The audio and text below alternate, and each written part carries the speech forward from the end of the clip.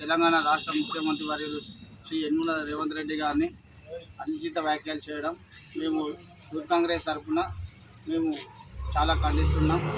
ఆమె ఏదైతే రేవంత్ రెడ్డి గారి మీద అనుచిత వ్యాఖ్యలు చేసిందో వెంటనే దాన్ని వెనక్కి తీసుకోవాలని, రేవంత్ రెడ్డి గారికి క్షమాపణ చెప్పాలని మేము డిమాండ్ చేస్తున్నాం. ఎందుకంటే ఇప్పుడు ఏదైతే తెలంగాణలో ఫస్ట్ రాజశేఖర్ రెడ్డి గారు ఏదైతే ప్రాధాన్యత ఇచ్చారో బీసీలకు, అదేవిధంగా రేవంత్ రెడ్డి గారు కూడా కొండా సురేఖ గారికి ఫస్ట్ బీసీ మహిళ అని చెప్పి అటవీ దేవశాఖ మంత్రిగా ఆమెను అనౌన్స్ చేయడం జరిగింది. అలాగే వరంగల్ తూర్పులో కూడా ఒక బీసీ బిడ్డకు గ్రంథాలయ చైర్మన్ ఇవ్వడం జరిగింది. ఎక్కడ బీసీలకు అన్యాయం చేయలే. ఇదే మునుగోడు కాపు జిల్లా అధ్యక్షునిగా నేను వరంగల్లో ఎన్నో కార్యక్రమాలు, ఎన్నో సభలు పెట్టి వేములవాడలో కానీ, సిరిసిల్లలో కానీ, హైదరాబాద్లో కానీ ఎన్నో సభలు విజయవంతం చేశాను. మునుగోడు కాపు తరఫున నేను 3000 మందితో 100 కార్లతో ర్యాలీ తీయడం జరిగింది వరంగల్ తూర్పు. ప్రతి ఒక్క విలేకరికి తెలుసు నేను ఎంత పెద్ద ర్యాలీ తీశాను మునుగోడు కాపు తరఫున. ఏ రోజు వీళ్ళు బీసీలకు అన్యాయం జరిగితే మాట్లాడినారు, ఏ రోజు వీళ్ళు బీసీలకు అన్యాయం జరిగితే ఖండించినారు. ఇక్కడ కూర్చున్న ప్రతి ఒక్క పెద్ద మనుషులు బీసీలే. ఎవరికి ఆపదత్తే ఎవడు వచ్చి బీసీ తరఫున వచ్చి మాట్లాడిన ఒక వాళ్ళే బీసీ ఉన్నారా? బీసీకి ఏమన్నా ఒక బీసీ మహిళకు అన్యాయం జరిగిందని ప్రతిసారి వాడిని తీసుకొచ్చి ఇక్కడ కూర్చోబెడుతున్నారు. ఇది కరెక్టేనా? ప్రతి ఒక్క బీసీ బాధితుడు ఇలా ఇబ్బంది రౌడీ షీటర్ ఓపెన్ చేసిండు. నేను యూత్ కాంగ్రెస్ ఎలక్షన్లో గెలిచిన వెంటనే తెల్లారే ఒక వ్యక్తి మీద ఎస్సీ ఎస్టీ కేసు పెట్టి రౌడీ షీటర్ ఓపెన్ చేసిండు. వాళ్ళ లైఫ్, వాళ్ళ ఫ్యూచర్ ఏం కావాలి? వాడు అమెరికాకి వెళ్ళి వచ్చిండు, మాతో తిరిగే పరిస్థితి లేదు. ఎవరు మీకేం తెలుస్తుంది? మీరు ఎక్కడో ఉంటారు, ఇక్కడ లోకల్లో జరిగేది ఏం తెలుస్తున్నాయి? చిన్న గొడవలకు సీట్లు ఓపెన్ చేస్తే మన భవిష్యత్తు ఏం కావాలి? ఎంతోమందిని ఇట్లా మీరు హింసిస్తారు.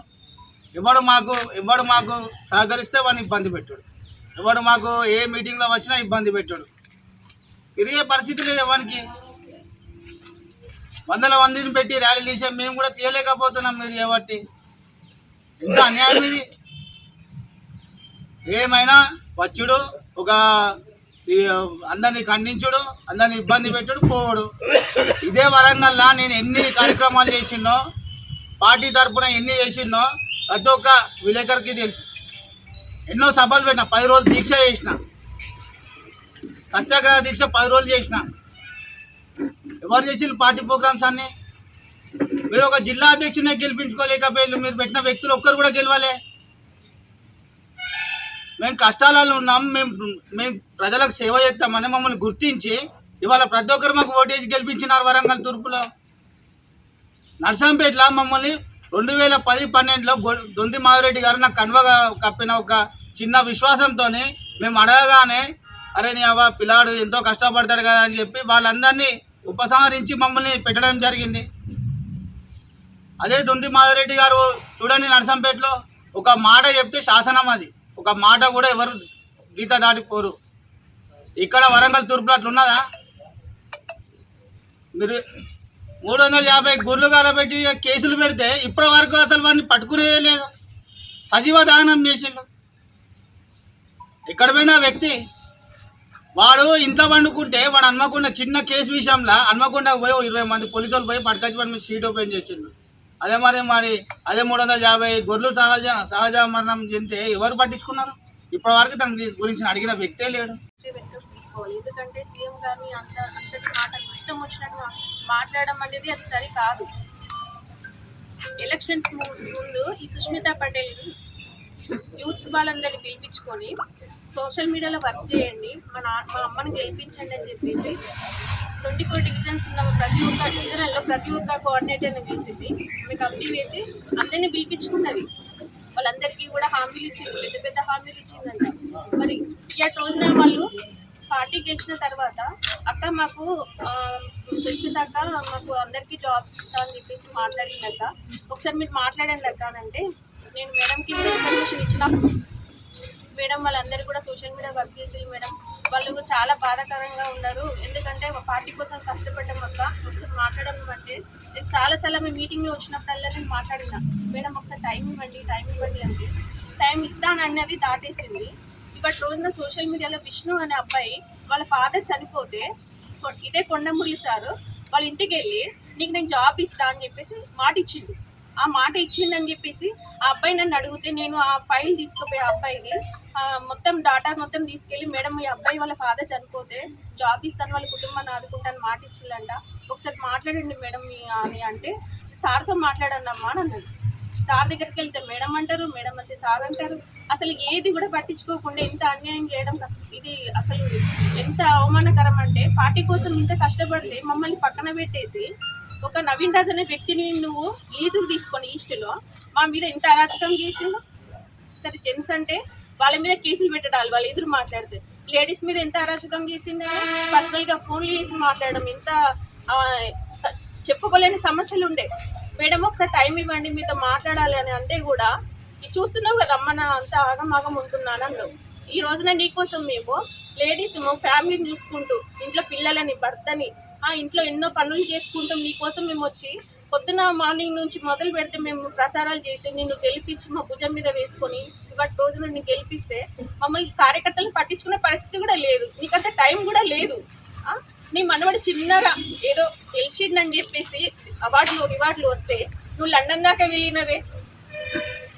ఈ రోజున తూర్పు నియోజకవర్గంలో నా కోసం కష్టపడ్డ కార్యకర్తలు ఉన్నారని చెప్పేసి ఒక్కసారైనా గుర్తుంచుకున్న వాళ్ళు గుర్తుపెట్టుకొని కనీసం అమ్మ మరి మీరు ఎవరెవరు పార్టీ కోసం కష్టపడ్డారు రండి ఒకసారి మీటింగ్ పెడదాం, మీకు నేను చేస్తా అని చెప్పి మాట్లాడిన రోజులు ఉన్నాయి. అసలు నేను ఒకసారి మా క్యాస్ట్ పరంగా ల్యాండ్ కోసము మేడం అది రావట్లేదు ప్రాబ్లం ఉంది అని ఒకసారి కాల్ చేసిన, మేడం అది ప్రాబ్లం ఉంది మా ఆఫీసర్తో మాట్లాడి అది మాకు బడ్జెట్ రిలీజ్ చేసేళ్ళు వాళ్ళు వస్తలేదు మాట్లాడండి మేడం అని చెప్తే, ఇగో మీరు గంటలు మాట్లాడతారని చెప్పేసి నేను ఇందుకే కాల్ చేసి మీరు లిఫ్ట్ చేయండి నేను అందుకే అని అన్నాను.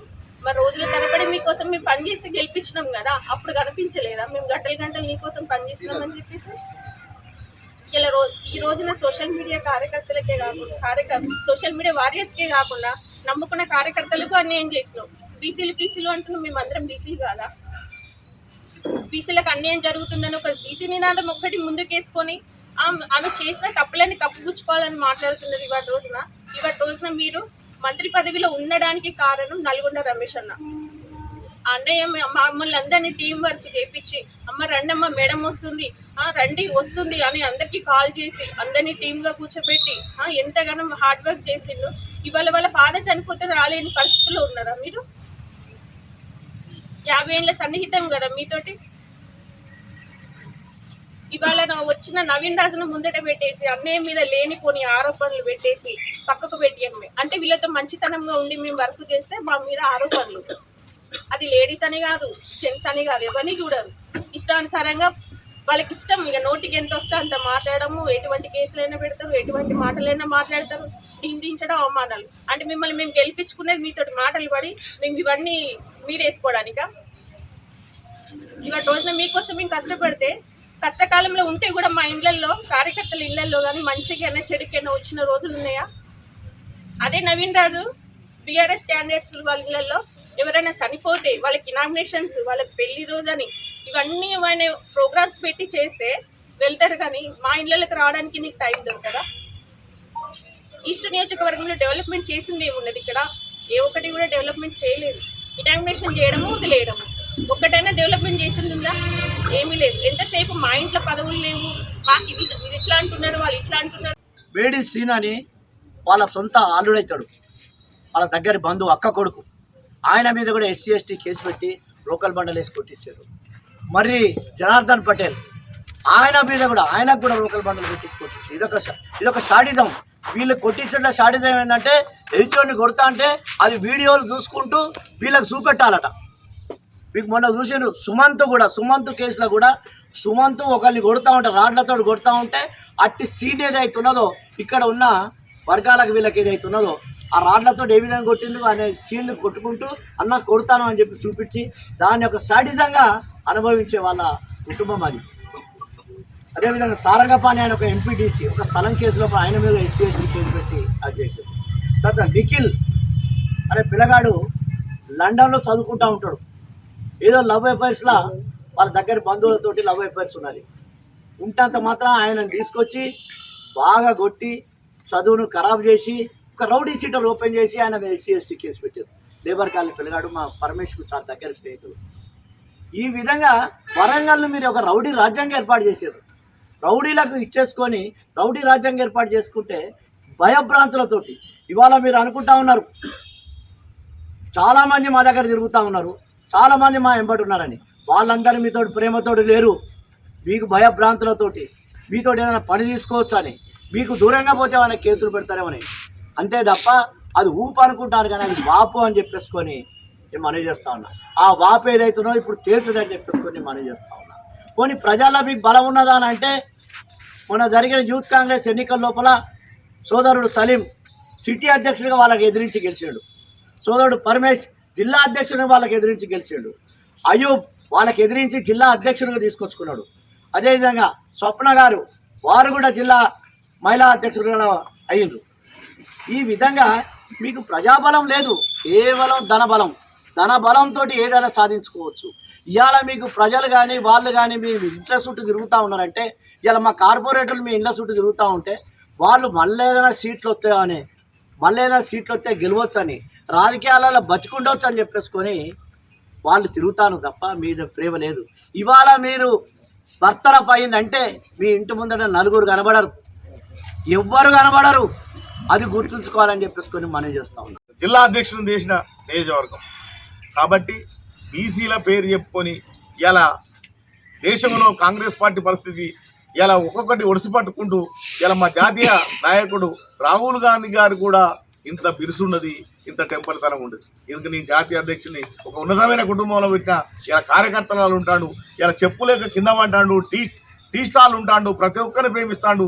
విచ్ఛిన్నమైన దేశాన్ని ఇరుడు చేయడం కోసం జోడో పాదయాత్ర చేసి దేశాన్ని ఈ మతోన్మాద శక్తుల నుంచి వెళ్ళి కూడా విముక్తి చేయాలనే భావనతోటి ఇలా తోడుగా ఉన్న రేవంత్ రెడ్డి గారిని కలుపుకొని 4 రాష్ట్రాలు, 2 రాష్ట్రాలు పోయి 4 అయినాయి, రేపు 5 రాష్ట్రాల ఎన్నికల్లో కూడా అందరం కష్టపడి కాంగ్రెస్ పునర్జీవనం రావాలని చెప్పే ఆలోచనతో కష్టపడే లీడరు మా రేవంత్ రెడ్డి క్యాబినెట్లో కానీ కుల సమీకరణలో కానీ అసలు కులాలనేదే ఫేక్. కులాలనేది ఓట్ల కోసం చెప్పుకునే సమస్య తప్ప కులాల కోసం లీడర్లు అయిన వాళ్ళు ఎవరు కులాన్ని ఉద్ధరించిన చరిత్ర లేదు. ఇదంతా అధికార దానంతో కులాల పేరు చెప్పుకోండి తప్ప మేము అదే అంటాం. బీసీలను కూడా ఓట్లు వేసుకోవడానికి ఉపయోగించుకోవడం తప్ప బీసీలకు ఒక్క బీసీకి ఎవరు న్యాయం చేసిండ్రు? రేవంత్ రెడ్డి గారు చేసిండ్రు సమపాలన. ఇలా పొన్నం ప్రభాకర్ బీసీ పెద్ద హైదరాబాదు ఇన్ఛార్జ్ ఇచ్చిండు, ఆయన పేరు ఇస్తారు. అంటే ఒక రకంగా ఇవన్నీ ఒక మైండ్ గేమ్ ఆడడం. షబ్బీర్ అలీ అంటాం అవుట్డేట్. షబ్బీర్ అలీ గురించి ఏం సంబంధం? దయాసాగర్ తోటి ఏం సంబంధం? ఇవన్నీ ఒక మైండ్ గేమ్ ఆడి మనం ఎవరు రిటర్న్ ఆడుతుంది, మనకు అది అలవాటు కింద మారిపోయింది. మనం తప్ప ఇంకోటి బాగుపడద్దు, ఇంకోటికి అసలు మనం ప్రశ్నించేటోడే ఉండద్దు అనే ఆలోచనతోటి దీనివాళ్ళు ఇలా మీరు ఖచ్చితంగా రేవంత్ రెడ్డి మీద చేసిన అనుచిత వ్యాఖ్యలకు రాష్ట్ర ప్రజానికం అంతా కూడా బాధపడుతుంది. ఇలా కాంగ్రెస్ పార్టీకి ఒక క్రమశిక్షణ వ్యవహారం ఉన్నది కాబట్టి ఏఐసీసీ నుంచో బీసీసీ నుంచో అందరూ మర్దన చేస్తాండ్రు. మీరు చేసిన తప్పిదాలు ఇవాళ మొదటిది కాదు, చివరిది కాదు. ఎప్పుడు ప్రభుత్వాన్ని ఇరికాటంలో పెట్టే వ్యవహారం చేసిన తప్ప ఏదో ప్రజల కోసం ఏదో ఇస్తలేడానో లేదా ప్రాజెక్టులకు అడ్డం వచ్చినానో ఇది కాదు. మనకు తెల్లారులైతే మనం పేపర్లు ఉండాలి, తెల్లారులైతే మన గురించి అందరూ డిస్కస్ చేసుకోవాలి. ఇలా పెద్దోళ్ళంటే ఒక మిగిలిందల్లా ఏఐసీసీ లీడర్ రాజీవ్ గాంధీ, సోనియా గాంధీ, ఇక వాళ్ళని కూడా అనే రోజులు దగ్గరికి వస్తాయి కావచ్చు ఒకళ్ళు ఇట్టే ఉంటే. కానీ ఇలా రేవంత్ రెడ్డి ప్రజల కోసం పనిచేసే లీడర్ను మా అందరికీ బాధాకరం. ఇలా మీ అందరినీ కూడా ఇద్దరు అక్క చెల్లెళ్ళు సమ్మక్క సారక్కకి ఇచ్చిన అన్నాడు, ఉత్తమ్ అన్న అన్నాడు, వెంకటరెడ్డి అన్న అన్నాడు, ప్రభాకర్ అన్న అన్నాడు. అతన్ని కోఆర్డినేట్ చేసుకొని ఒక ప్రజా పరిపాలన కోసం సన్నుద్ధలై ప్రజలందరినీ కూడా ఈ రాష్ట్రం డెవలప్ కోసం అహర్నిశలు కష్టపడ్డ లీడర్ను పట్టుకొని ఇలా కులాలు ఎక్కడి అండి, కులాల పేరు మీద ఓట్లు దొంగకూడదు తప్ప ఏ కులానికి ఎవరు చేస్తాడు? రాజ్యాధికారం రాగానే కులాన్ని మర్చిపోతాను.